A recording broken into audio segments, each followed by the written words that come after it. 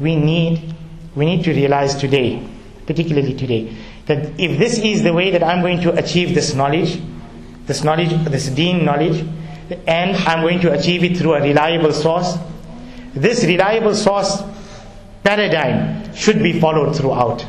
And it should be followed even to this day.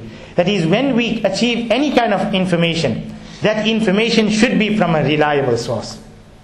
That should be from a reliable source. This is of utmost importance today when there is so much of information filtering out there.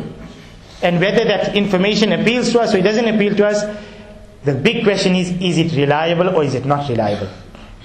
And therefore, we need to follow a paradigm. There was a paradigm which was followed. Remember, Allah subhanahu wa ta'ala could have just disseminated that knowledge in whichever way Allah subhanahu wa ta'ala wanted. Allah subhanahu wa ta'ala could have made the Wi-Fi and network system so alive with Islamic information that we all would have had access to it easily. But Allah subhanahu wa ta'ala made this go through a particular paradigm.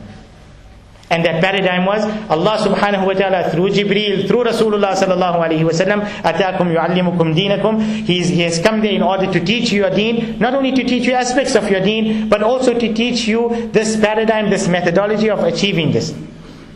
And it's very important for us today, very important, that we find a reliable source for our ilm.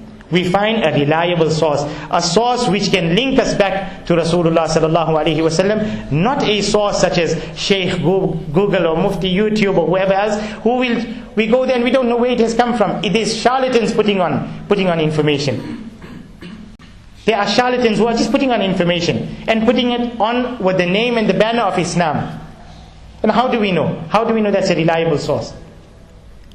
And many times when it suits us, as youngsters, I'm going to be very open here, there are issues regarding music, for example. Music which affects us, afflicts us, and Allah Ta'ala save us from this scourge. But we can go onto the internet and you will find hordes of information trying to approve and trying to regard this as absolutely permissible. Is that a reliable source? Is that going to be my source? If somebody comes up to me, looking for any kind of financial gain, and if I have some excess money with me, and I decided I'm going to invest it, I just go on to Google and I type in, money investment schemes, and I get a whole lot of schemes come up there. Do I just fall for any one of them and say, that's quite reliable? I think it's, it has come from some person who said that, you'll receive a whole sum of money when somebody has died in your family. It's a scam or is it a scheme? I'll just accept that and I will invest in that. We don't do that when we have to part with any of our money. We don't do that. If somebody has to sell us a pirated copy of COD, alright? If somebody has to sell us that, we won't just part with our money before, first without verifying that this is a reliable copy for us.